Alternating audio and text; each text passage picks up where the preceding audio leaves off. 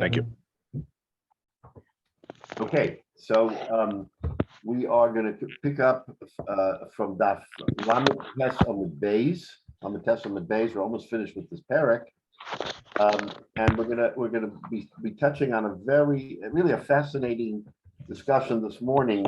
But let me just go back and remind of several principles that we introduced last week, which are germane to our discussion today. So if you remember, on the bottom of Lamed Tes Amud Aleph, Rabbi Huda gave us three principles that we discussed in some detail last week. The first was a moridin cotton l'nichse shavui. Remember, we said that a cotton cannot be sort of in charge of the nechasim of a shavui of someone who is no longer currently available, whether they're disappeared or whether they're traveling. You can't put it on a cotton to take care of the property. And then the second principle was you can't below karov l'nichse cotton. You cannot have a karov, a relative, a brother, or even a stepbrother, to take care of a nichse cotton. So that was number two. And the third thing is a moridin cotton l'nichse shavui is I'm sorry, a moridin cotton l'nichse shavui below karov l'nichse cotton below karov makmas karov l'nichse cotton. And the third was you can't have a karov of a karov. And we said, for instance, if he had a brother from the father, and that brother had a brother from the mother, so that the second brother related to the first brother was not related to the principal because it was from a different parent, but you can't have that either. And in all of those situations, the Gemara indicates to us that would erode the trust that we put into guarding properties. So therefore, the Beis Din doesn't allow any of these situations. So these are the situations that Rav Huna proposes.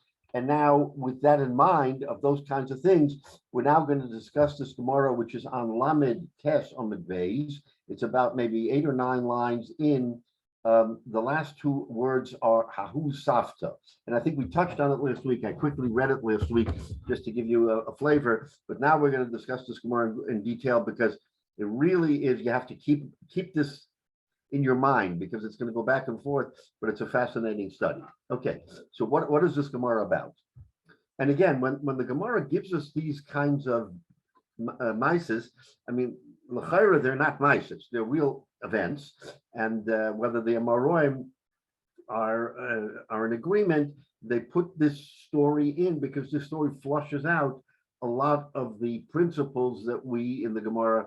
Remember, Rabbi Yehuda Anasi was in the side of the Mishnah, and then came all of the Amoraim, who then had to embellish that, and there was so much more Teresh Ba'al Peh that they didn't put into what we know as Talmud Bavla or even Talmud Yerushalmi. So there's a lot of other brises and Sifri and Sifra and other things which could not necessarily make it into the Gemara the way we understand it. And that's why they're always referenced. We reference another brisa or we reference another Gemara, which are not necessarily part of our own Gemaras. Okay, Hahu Safta. So Safta is a grandmother, but it means a woman who had children. Hahu Safta, the Havale Tlosa Bonsa. She had 3 daughters. Ishteche Ihu v'choda Abarta. She and one other daughter were captured. They were held captive. Idich Tarte. What about the other 2? Bonsa Shechiva Chodamene V'Shafke Yenuka. One of the daughters died and left a child, and the third daughter is free. So we have a woman who is captured. She's a shavui. She's in the category of what we call the shavui. Her daughter is in that category too. So she and the daughter are together wherever they are, we don't know. Then there's a daughter who died who left a son. And then there's another daughter who's free. So that's the Maisa, that's the background. Omar Abaya, says Abaya, Hey Chenavid, what should we do? In other words, we now have a dilemma, or Beis Din does, who's going to take care of this property? This property is sitting here, and there doesn't seem to be anybody around, right? There's even the daughter who is not captured and free, the Gemara doesn't reference her, but presumably she's not around. I mean, she's not there. So the question is, what's her role? What's the other role? What's everybody's role? So now the Gemara is going to go back and forth using the principles that we just reintroduced from Rav Huna from last week, right? Those three principles. And now the Gemara is going to try to understand, what do we do? We got a lot of competing interests. So here we go.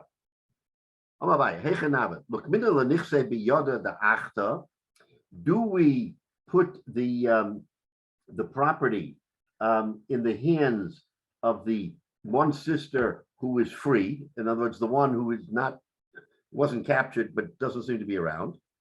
Dilma shechiva safta. Maybe the safta, the older woman, died. In other words, we don't know what happened to her. The Gemara is not telling us that she died or didn't die. So we don't know what happened to her. So maybe she died.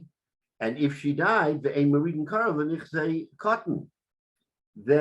we have a problem. Why? Because remember, one of the three principles is that a karev does not take care of the nechasim of a cotton. Who's the cotton? The cotton is the child of the deceased daughter. So if the woman died and you take the daughter who is free, and she becomes the caretaker, she's the aunt of the child of her sister's child. You can't do that. Why? You can't put her in charge of the nechasim of a cotton because she's a karov. So that's strike one. Says the Gemara, Nukmina l'nichse biyada dianuka. What about putting the property in the hands of the yanuka, of the child of the woman who died, and then the rest of it is in the hands of the free sister. So that we have two shomrim here. The child will take care of the child and of himself, and the uncaptured sister will take care of the other part. That's the Gemara's kasha. Dilma lo shechiva. But maybe she didn't die. And if she didn't die, then you can't put the Eimarik cotton next to Shavui. And you can't put a cotton in the Nichse Shavui. Who's the Shavui? The Shavui is the Safta, because she didn't die. So the Yerusha did not pass. The boy doesn't have a Yerusha, and you're going to have him be the shomer for a property that's still owned by the Safta. So you see the contradictions. Since we don't know if the elderly woman died or not, so it's a toss-up. One way you can't do it because you can't take care of the nechasim of a cotton, and then the other way you can't do it because a cotton can't take care of the nechasim of a shavui. So Mimanov, since you don't know the true facts, you're in gridlock. Nothing can happen. Excuse me, Rabbi. Yeah. Why can't the Bezdin create another mode that gives temporary custody of the property until a cotton grows up or whatever? Why didn't they have another option that would have worked, but it may be going against some of the black and white, yes or no kind of. Right. So since there are certain principles about what can and can't be done, and by the way, the idea of an apitropis for a cotton is something that is discussed in the Gemara.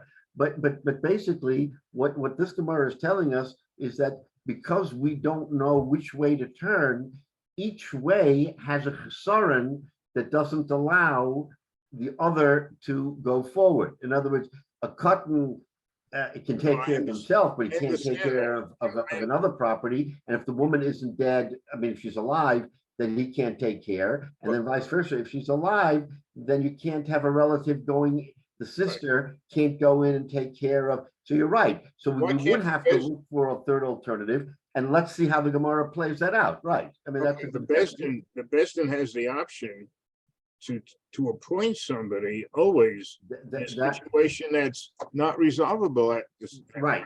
So in theory, you're right. In theory, you're right. The Bezdin has that. And let's see how that plays out. Let's see if that plays out correctly here, or whether that too becomes a problem, because just appointing may or may not be the way out here. Okay, so So hold the thought, but Okay. that's the kasha. Thank you. So how does Abaya conclude? Because we have a problem. Abaya. So Abaya says Hilchach Palga Yahavina Leila Chusa. So because we don't know which way is correct, therefore Abaya says half of it we give to the sister that is free, that hasn't been captured, right? Like you say, Jay, and for the other half, which is the child, because he's in a dilemma, we appoint an apitropis, we appoint a guardian, right? And he takes care of, because he's a non-relative, so he can take care of the child because that's allowed. So it's a kind of it's a halfway measure. You're right that the Bezdin can appoint apitropis, but they don't do it for the whole thing because the sister who is not captured has certain rights. So that's how Abaya wants to explain that situation. Comes Rava, he says, wait a minute, Rava Amar, no, I don't agree. Migo de machmina apitropa lapalga, machmina apitropa leidach palga. So he comes Rava and says, no, I don't agree that we do it halfway. If we're going to appoint an apitropis, the apitropis should not only take care of the child, but should also take care of the property of the uncaptured of the free sister, because he doesn't want to see a different outcome for each one. As long as we already allow one, we should allow the other. So let's look at Rashi. See how what Rashi. Okay, let's see here.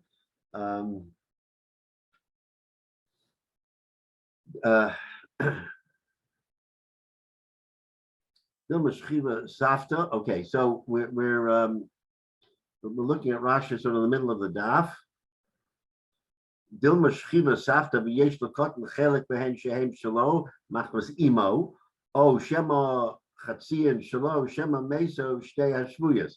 So the Gemara, this Rashi is explaining what the problem is if the Safta dies, what our dilemma is. So l'kmina l'pluga the nichse biyada denuka.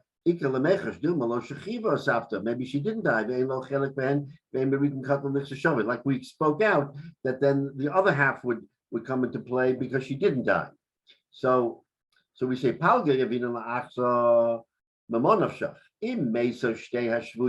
If the mother and the daughter both died, Harezu Yureshes Chatzian, then their Yerusha is in half. So either we split the Yerusha, or we put a Karav into the Nichse of the Shavui. Mukminin apitropis, so the teretz is, like you say, Jay, Mukminin apitropis, below matchinan cotton laguya dilma lo shchiva. We can't put the cotton in charge because maybe she didn't die. So therefore, we put this apitropis in, and this apitropis takes care of the child, but the free sister can take care of her own. Okay. So now. Shomer Yeshiva Safta Lasov. Okay, so now the Gemara goes on. Says Lasov Shomu Shemesa Azakena Valabas Shenishbis Lo Shomu. Okay, we'll get to this right now. So we have another circumstance where we heard about the Safta that she died, but we don't know if the daughter died. Remember that the Safta and her daughter were captured. And why is that germane? Because if the Safta dies, then the Yerusha kicks in, but you have three daughters. So there's a free daughter, there's the child from the deceased daughter, and then you have one other daughter who is either captured or dead.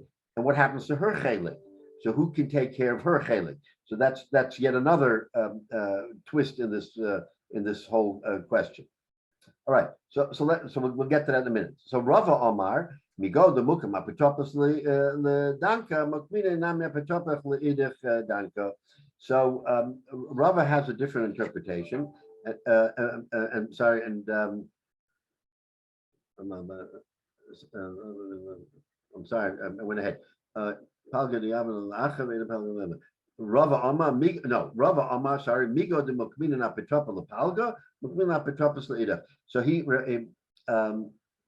Rava says we don't split up, that since we do an apitropis for the child, therefore, Mukmina Apitropis Laida Palga, then we do a apitropis for everybody else. And why is that good? Because under that circumstance, that we say that this way the apitropis is a non-relative party, and he has no relationship to everyone, so he can be even-handed.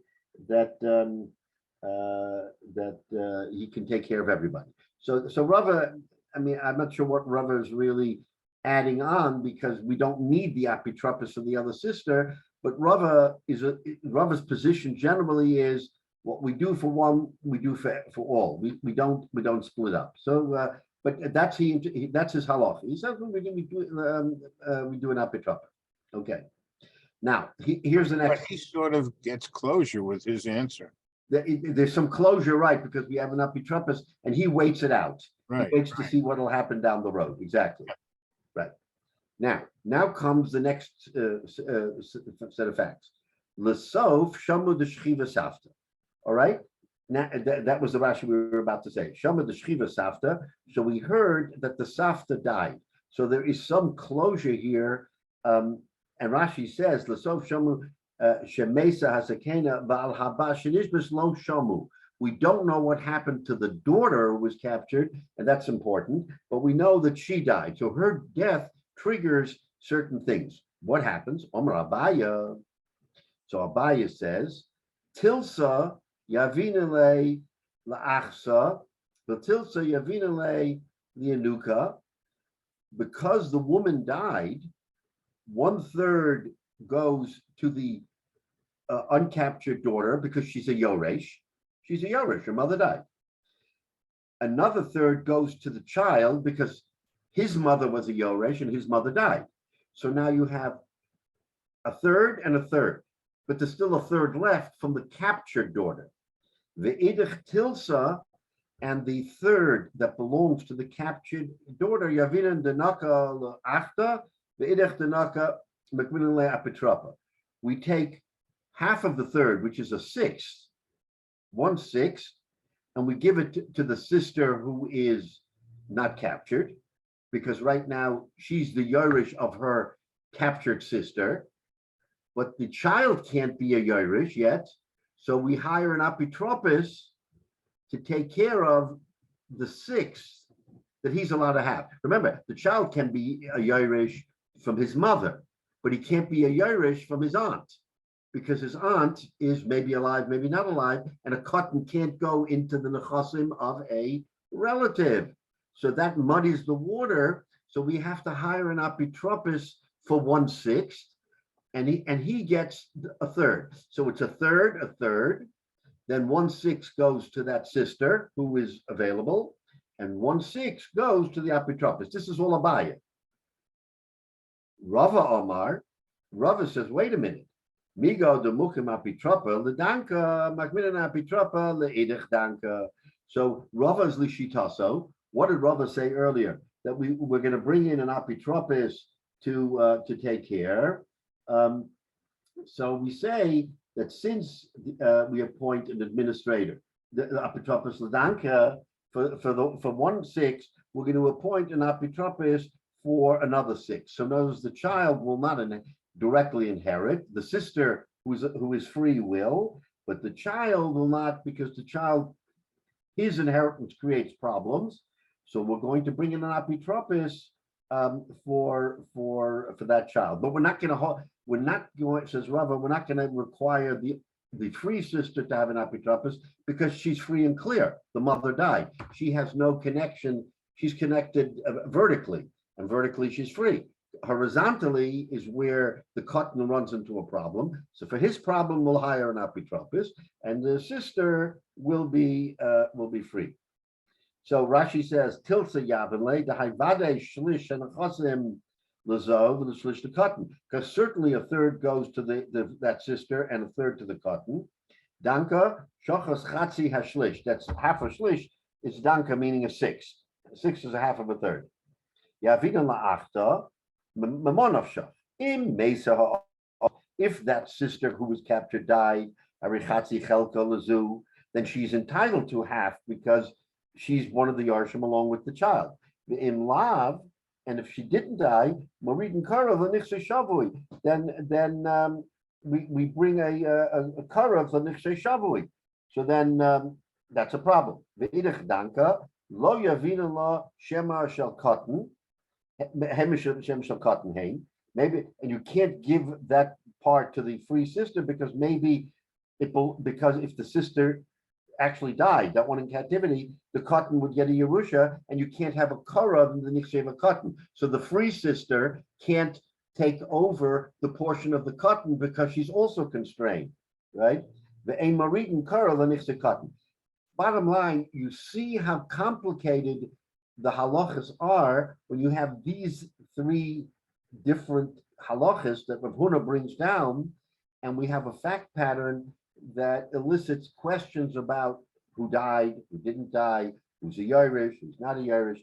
So the Gemara wants to show us here by example how complicated the Beis Din has it and what they have to do to sort it out to make sure that every permutation is accounted for and that you're not doing something that, again, these were the halachas. You know, they didn't have a paisik, but these were the halachas that we were dealing with. So, but in one sense, they simplified it by keeping it among daughters. If there had been a son, it would have gone a different way, right?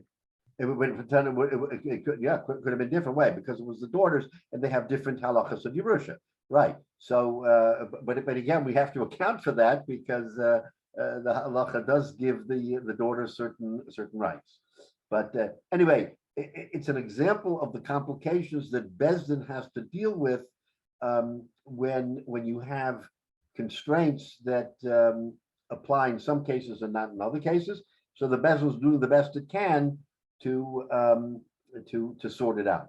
Also, the Beis Din has a principle that b'derech klal we don't appoint an apitropos for a gadol, and it's not directly said in the Gemara, but inherent in the Gemara because we have it in other Gemaras is that an apitropos is really only provided for a child, not for another adult, because for an adult you deal directly with the adult, not with an apitropos. So again, when Rava says if we appoint an apitropos for one for all, that's not universally accepted. Rabbi, two questions. Yes. First,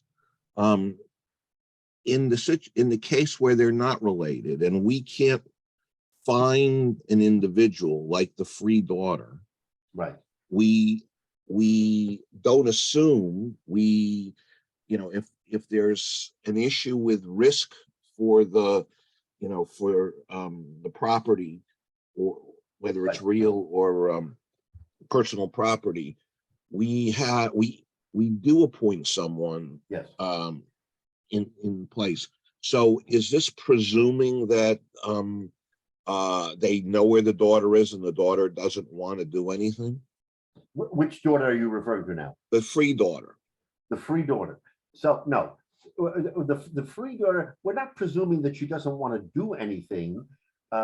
What we're assuming here is that she has to abide her time very carefully because she has to understand the circumstances of her siblings and her mother, because she wants to do the right thing.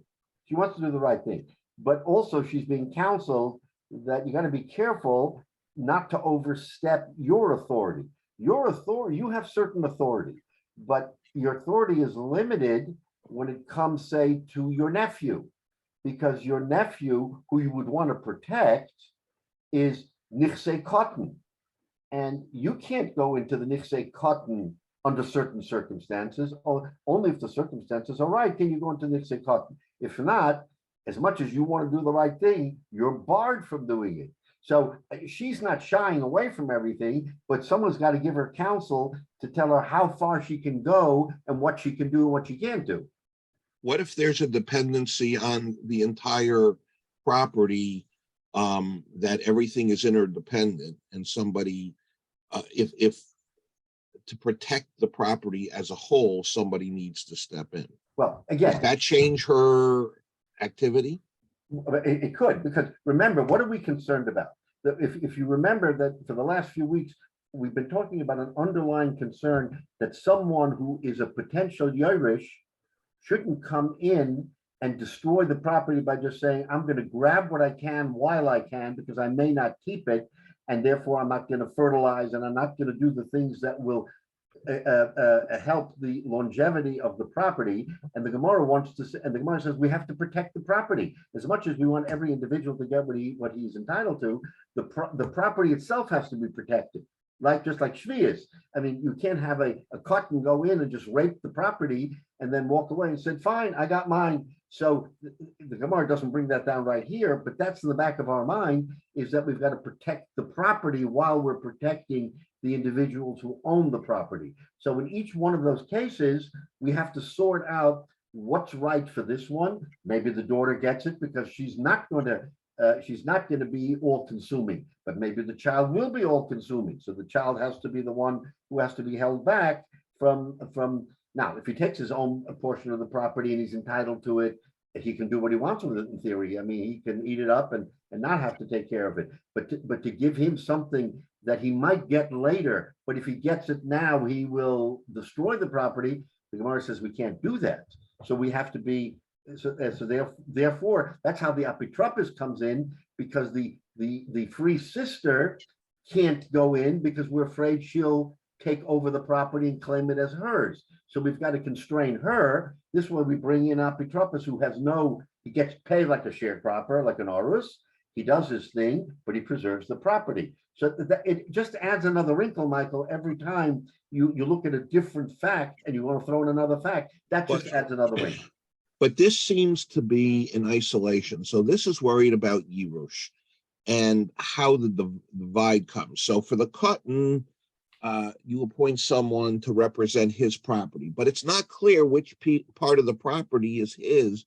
We go back to, if the property is in danger, that would override this concern. In other words, the first thing would be to make sure that the property is kept whole or preserved as much as possible. Right. Then we have this situation. But in this situation, what property is the cut? So you appoint a guardian. How do you determine what part of the property is the Cotton's? If they're no. Okay. Oh, I understand. So we take the property and we divide it into thirds. How they divide it into thirds is not really our concern. Is they're bringing in a administrator, and he sort of draws the lines and says this third belongs to this one.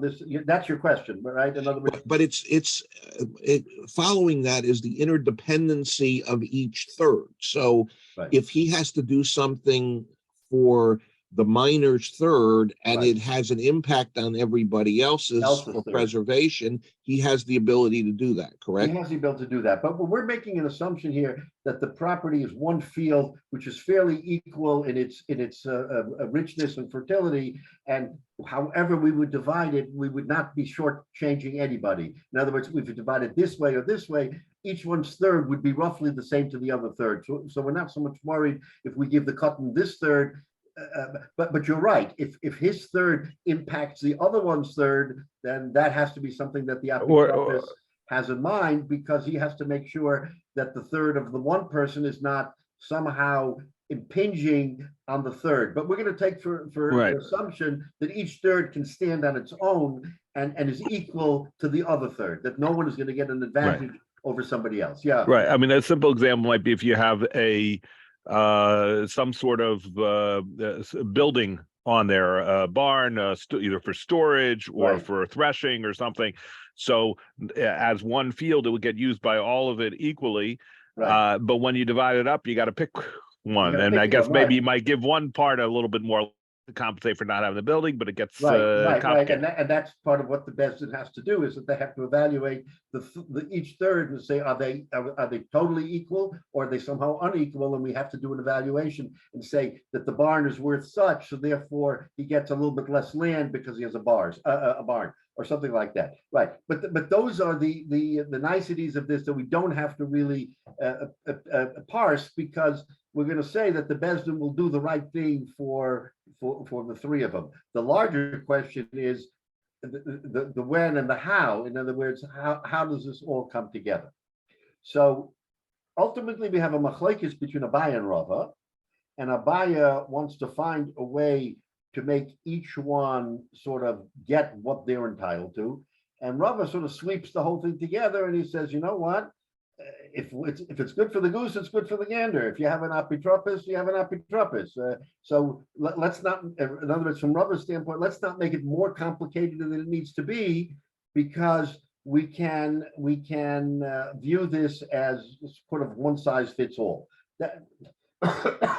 So that's Rava's view. So And, is this one of the instances we go for Rava over Abaya? well, it's an interesting question because remember what we said a week ago is that whenever Rav Shimon ben Gamliel is mentioned, the halacha is like Rav Shimon ben Gamliel, and actually the Mefarshim bring out that Rava is more like Rav Shimon ben Gamliel. So if he's like Rav Shimon ben Gamliel, then l'chayra that's the psak.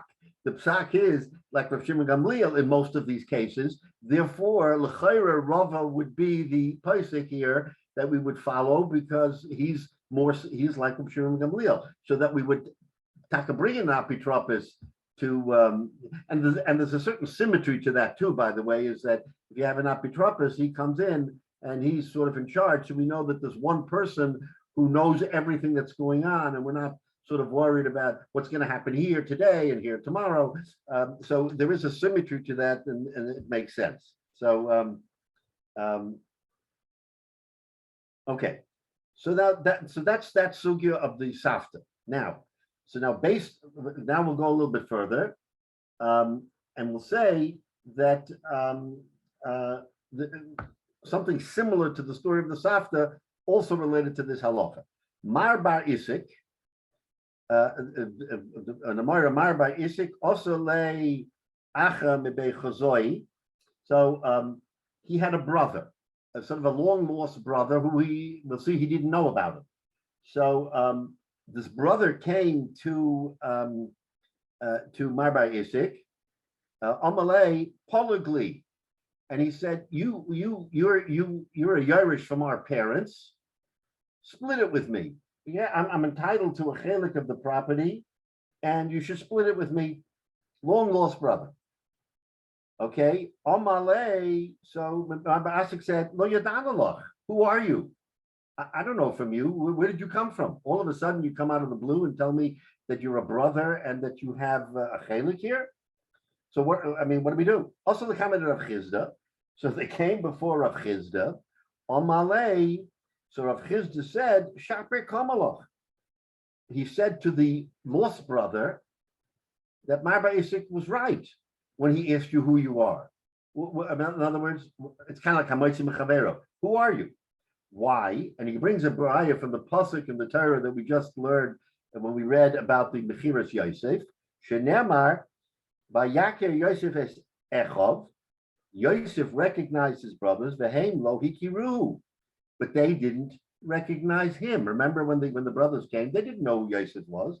Milamed sheyotza beloy chasima zokein, because Yosef was a young boy when he was captured by the brothers and sold. And when they came to Mitzrayim, he had a beard. He was the number 2 man in the Melucha. He was much older. They hadn't changed in appearance because they were older already. So they all had beards. They all were mature. So he could recognize them more or less because they looked not too dissimilar. But they had no idea who he was, right? So Rav Chizda says,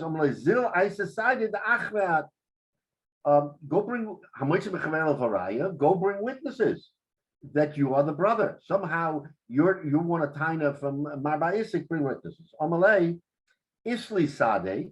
So the story goes that he had witnesses, and he said, I have witnesses to the Cholamine, but they were afraid of him because Mar bar Isik is a big shot. He's a very important man, right? The Gavra Alimahu, because he's a very important man. The witnesses will be afraid to testify and say that I'm the brother because they'll get on his wrong side and he may retaliate. So in other words, they're saying that we do have witnesses and we believe in a Maisi Mechavero but the circumstance is going to be very complicated. So let's look at Rashi.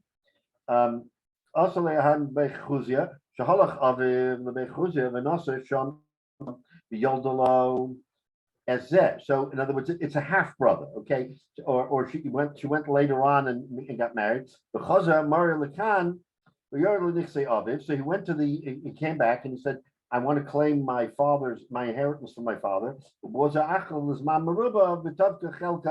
And he takes his chelik. So in other words, Marba Isaac never even knew that his father had another son. He never knew. Okay. Shaper Kamalo, Loch, says Rashi, I don't recognize you. So this it's not about cheating. When you departed, there was no like a beard. In other words, he didn't look the same. But Achshav, boss b'chasima zakin. Now he comes with chasima zakin. It seemed that everybody, of course, when they didn't shave, so as time went on, they grew beards. So if you left as a child and you came back with a beard, you can really alter your appearance because now you look like someone totally different. Just like Yosef. Yosef came as a young boy, and later on he was in Mitzrayim. How could they possibly? They didn't have sketch artists to say what someone would look like 15 years hence, to say, oh, this is approximately what it would look like, so it must be Yosef. They didn't do that. They didn't do that here either. So when the brother came, he had a taina, and Rav Chisda said, okay, you have a taina, so Hamaisi Mechavero. And he says, but I have witnesses, but they're afraid. Okay?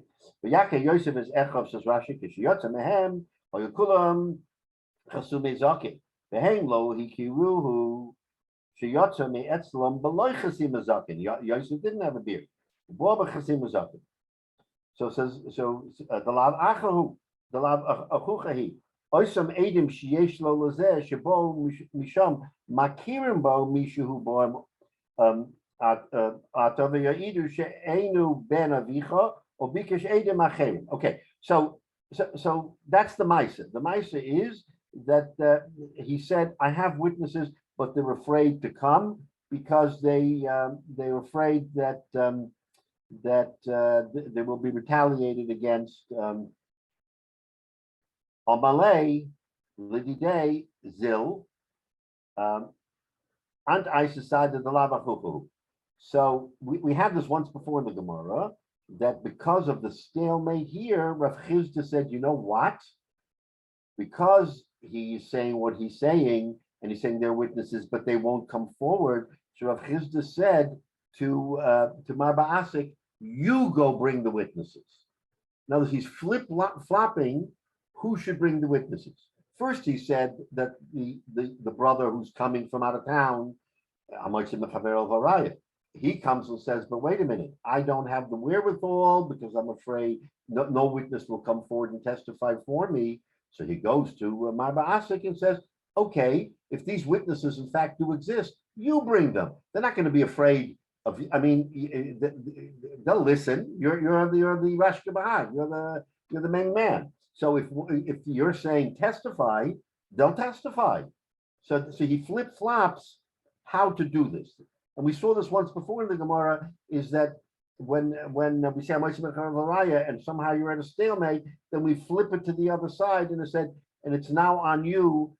Till I decided the achvat, I'm like isli sade. Okay, I'm like lididei. So then he said to him, Zil ant Isasade the lavachuchu. Let these witnesses come and say, what are you talking about? This is not your brother. So it'll serve the same purpose if the witnesses testify for Ba'asik instead of for the other guy. Excuse me, Rabbi. Yes. Did the Besdin in those days actually go to the witness if necessary, rather than bringing the witness to Besdin? No, they're saying to the no. The Besdin didn't leave its makam. It only said to the parties that instead of one party being responsible for bringing the witnesses before us, and he's saying I can't because they won't testify, so that he turns to the other party and says, you bring the witnesses. The Besdin isn't leaving its place. It's just requiring the other fellow. What? If the witnesses are disabled and they can't travel. Oh, if the witnesses can't travel, I mean, if they send another representative, yeah, to represent the Besdin, and he comes back, or they'd have to send two witnesses to listen to the two witnesses that can't travel. How did they work it out? Because not always, So I think in that particular case, the Bezdin does send a shaliach to be, it's kind of like riding shotgun. They don't take the whole Bezdin and move it, to another place, but they have one of the Dayanim maybe who goes to the place and he sits sort of by himself, or he sits and then he takes the testimony and brings it back to the Bezdin. I mean, there's ways to get around that if the Bezdin, if the Bezdin B'derech Klal didn't go on the road, but they may have sent one of their and it Dayanim. becomes A but deposition. it becomes eight. Deposition, good point, deposition, yeah. What? A deposition, in other words, they sent someone to take down the testimony if that person was an invalid and couldn't come. Yeah, that's a good point. In other words, they would find a way for his testimony to be entered into the record. So they did have a way for a single eight echad Yes, to go Yeah. and bring back evidence to testify even as an eight echad. yes, yeah, there were ways, yeah. The answer is that there were ways.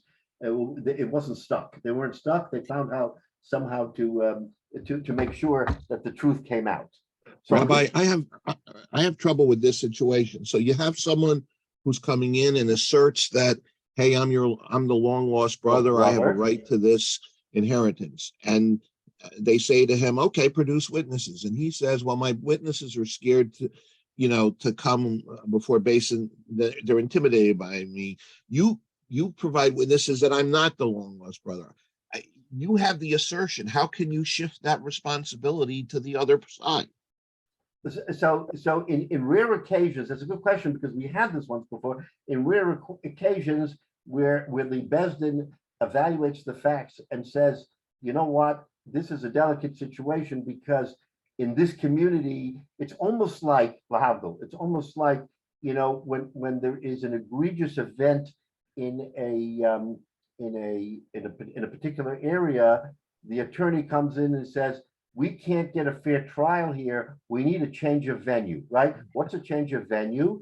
That venue means there's no way that anybody in this community is going to be able to be fair-minded. So we've got to go to another town or another place where maybe there are people who haven't heard of this particular case, and they'll be fair-minded. So But that's not based in has to be fair-minded. So what you're talking about is selection of a jury, which is not no the way. no.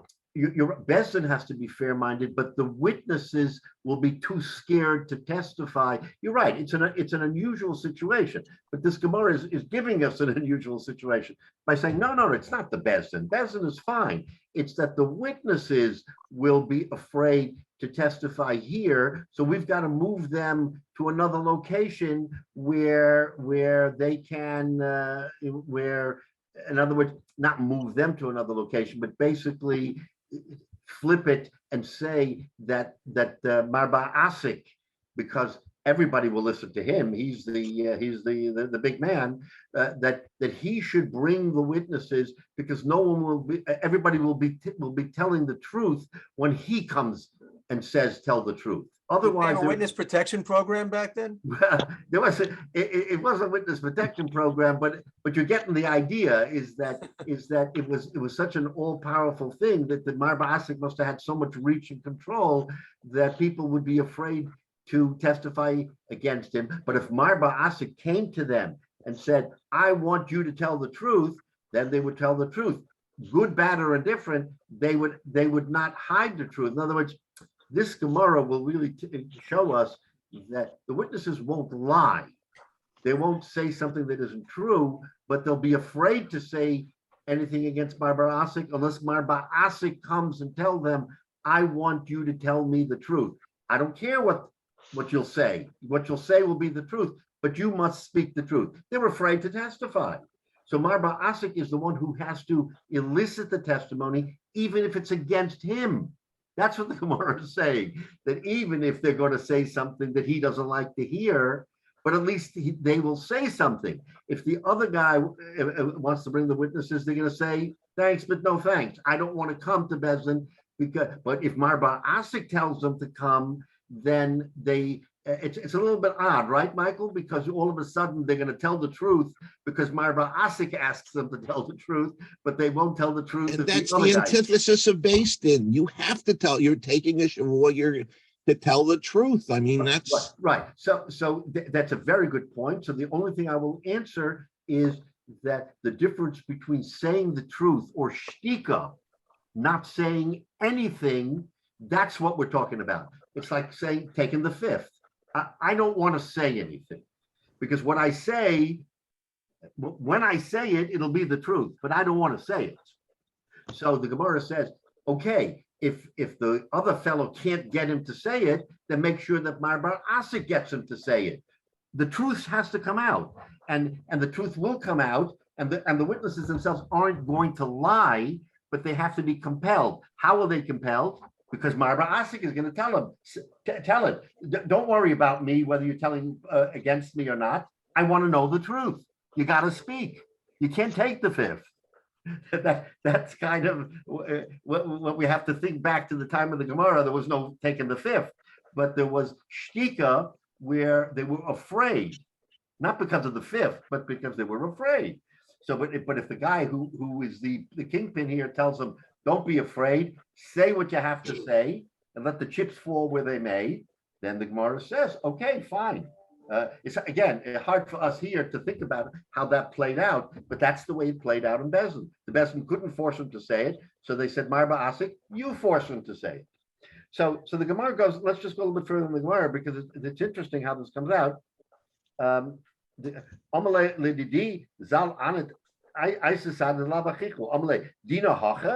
Marba Asik says to the Bezdin, is that really the din that you can flip flop it to me? Shouldn't it be my long lost brother? It's a moisi mechavera. That's the halacha. You're going to come to me and say that I should be the one who should force them. Where does that say? Where's that in the Ten Commandments that I'm the one who has to be the one to push them? I know the halacha. The halacha says a moisi mechavera levaraya. And who's the moitzi? The long lost brother is the moitzi. So let him be the one. So my bar Asik, I mean, he's an erlich guy, but he knows what he knows. And he knows that there's such a din as Hamotzi Mechavel of Araya. So he's asking the question, Michael, that you and everybody's asking, where does it come that I should be the one who is forced to bring witnesses? That's not what it says in the scripture. Hamotzi Mechavel of Araya, right? Amalei. So Rav Chizda says, Hachid denainalach. This is the halacha. This is what I'm going to tell you, right?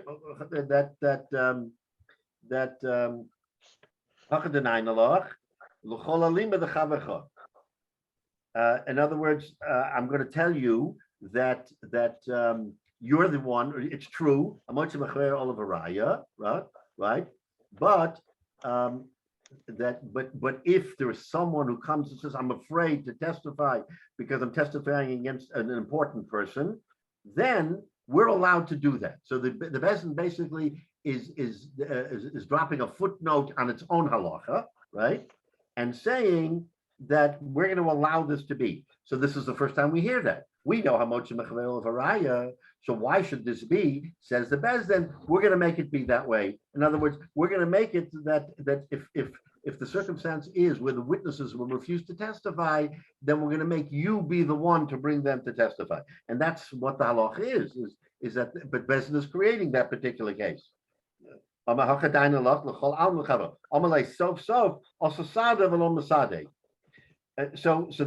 Chizda,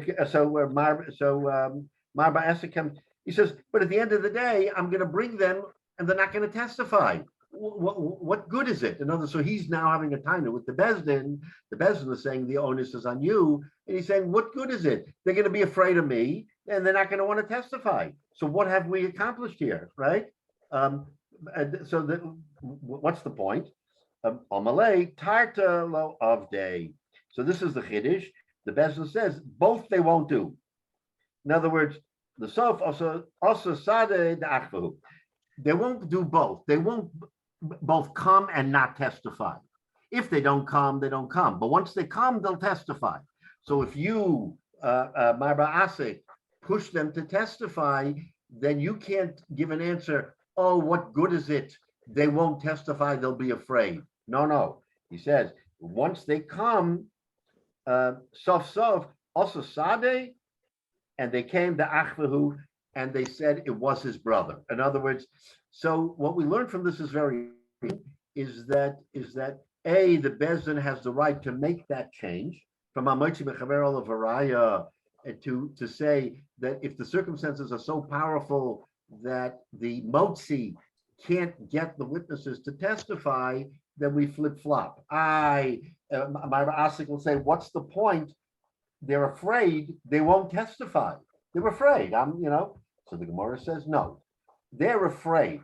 But if we call them and we say, you have to testify, then they will come and testify. So that's what the Gemara's Chiddush is that the power of the Bezdin would be that if a Motzi Mechavera cannot be achieved in the normal way, we'll flip-flop it, we'll require Mar Asik to be the one to bring the witnesses, and we're confident that once we do that, we'll get the truth.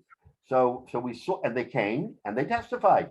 They could have come and pled the fifth, which is what would happen today. You force them to come, and they don't testify because they plead the fifth. There it says there was no fifth. They came, they testified, and they said, and then they said, so the Achlet. All right, so let's look at Rashi.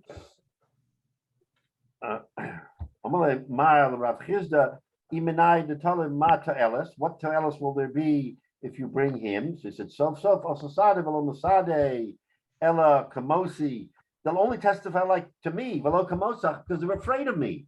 So Mar Asik is saying, what good is it to flip-flop it to me? They're only going to testify on my behalf because they're afraid of me, right? Amalei, also Rav Chizda. So then the Gemara answers. It says, Tarta loy avde. Miroscha yasu achash yishtaku abel shtayim. Lo yasu, lo dayan sheyashtaku v'lo yeidu ha'emes elo gam sheyidu sheker. They won't do both. They won't not testify, but come and say sheker. They either won't come or they'll come and say the truth. So if we force them to come and say the truth, then they won't be afraid of Mar Asik. They'll say what the real truth is. So the Gemara answered and said, Sof also sadid the achvi. So that's how they concluded it, that they would say the truth. Okay, so what do we see from here? The Gemara again wants to give us an understanding. It's a little bit of a diversion from what we said before about the Safta, but at the end of the day, this Maisa comes to tell us a little bit about how Bezdin operated, and that even though the rules are very clear, and Amotzi Mechaver Olav Haraya is black letter law in Shas. Amotzi Mechaver Olav Haraya. That's the Torah says that. The Torah says that the Bezdin has the ability to do a little bit of a maneuver, and we're not afraid that by doing so we're going to alter the real truth. The truth will come out. That people won't. Now, fast forward to modern times, and if you ask a Paisik this Shaila, in other words, what do we do here? Because Amotzi Mechaver Olav Haraya, and he won't talk because he's afraid, and so we're going to move it to another venue, and we're going to do this, and we're going to do that. So that's the challenge of Bezdin. That is the challenge of Bezdin. That Bezdin, at the end of the day, has to have enough power and yira. There has to be enough fear and awe that people will not lie, and therefore they will come out. And by the way, unfortunately, yes, whether it's good or not, is that sometimes is the criticism of Bezdin is that the Bezdin maybe doesn't really have that deep power it thinks it has to be able to elicit the truth under all circumstances. I mean, that unfortunately in real life, if you practice and you ever have come before a Bezdin, and sometimes the Bezdin, I've been before a Bezdin, so I sometimes see how the Bezdin has to, remember the Bezdin is a base mishpat, it's a court of law, but it's also a court of equity. So today our courts, I mean, more or less, we say that our courts have a combination of law and equity, and they have to take they have to take equity into account. And so sometimes the Beis Din does the same thing, and it looks as if the Beis Din is not following its own precepts. So that that creates a little bit of a question sometimes that people have. And again, I'm not going to go into that part of it because that's tough enough. But the question really then becomes, does the Beis Din have that ability, and will people follow the Beis Din? In a perfect world, in a halachic world, people will follow. We are not in a perfect world, and sometimes the halacha gets a little bit, gets battered. The halacha gets battered, and we try to see that we should come out with the right outcome, which is why many times when you go to Beis Din, you put your faith in Beis Din, then you're putting your faith in the Beis Din, so that if the Beis Din decides that pshara, compromise, is the way to reach a result, then the old expression, either everybody's satisfied or nobody's satisfied. Because if you have to do a pshara, someone is going to say, but that's not the halacha, that's not the way it should be.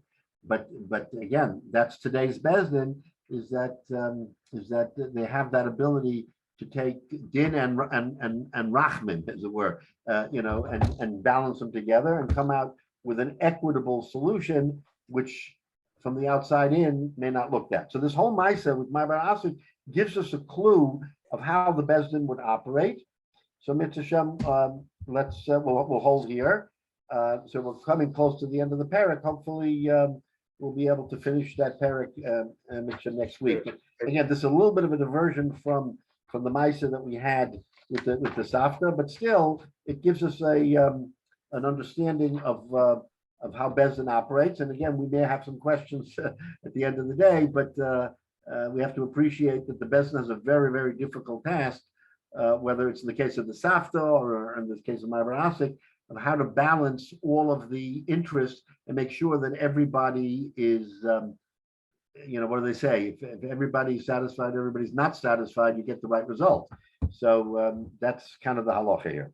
Rabbi, have you decided what comes next so we could buy our Gemaras ahead of time? No, we're not finished with the Masechta. We're going to be finished with this parak. parak. We're going to we still have a bit to go in Bava Metzia. We're not finished. Oh, This has been a long parak, a parak hamafkid, and it's had a lot of variances. So Mitzvah Shem, I think by next week we'll finish the parak, and then we still have a ways to go. We're not switching the Gemaras. I'll put my wallet.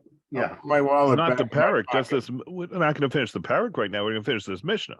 just the Mishnah, right? We still Right. have I'm sorry. I brought it up. yeah. We still have a ways to go. Hamafkid has still got has hold over us for a while. We've been in this sugya for quite a bit of time, so we're about to have some closure on the sugya. I'll put Rabbi, my I had a wallet- quick, I'll put Rabbi, I had my a quick wallet question. back in my pocket. Yeah. Rabbi, I had a quick question. In the case of a fearful witness, okay, introducing maybe an element of anonymity or something like this, Bisman Hazeh, okay, in our current system of jurisprudence, it was like a gangland killing or something like that. The witnesses are terrified. And the voices can be modified, or the face can be altered somehow. I was curious, is that witness testimony under these circumstances today in our court system, is that discounted? Is it given less value for that reason? I'm curious. No. I can't tell you that I know all of the ins and outs of how Beis Din would operate in that particular case, but from what I understand, there are circumstances where the Beis Din can hold the hearings in sort of secrecy, or at least, as you said, anonymity, to elicit the testimony, because otherwise there would be that concern. It doesn't happen all that often, but clearly the halacha would somehow have to accommodate. It's a very good question, because I don't know a real life situation where that occurred, but it's something worth looking at to see if the Beis Din. But remember that the today's Batei Dinim really only deal in mominus, not in nefashis. So unless there was such an egregious situation where a dine mominus, a monetary matter, could elicit a life-threatening situation to somebody, which is pretty dramatic, then that would be the question, right? In other words, if someone's afraid to testify because the mob is going to get him if there's too much at stake, how does the Beis Din handle? So that's a good question. And let me look into, maybe there's some shilas, I'm sure there's the shilas and chuvas on it. So maybe we can get a little bit of a handle on how Beis Din today would handle those delicate situations where anonymity is absolutely necessary in order to have a fair and successful hearing. Again, the problem, I mean, among frum people who will only go to a Beis Din because other people just say, forget about it, we're going to go to court. But today, where people will only go to Beis Din, how do you handle that when Beis Din may or may not be equipped to really protect the litigants or the witnesses? So let me give me a little, and I'll look at that and come back and see what the shilas and chuvas say. Thank you. That's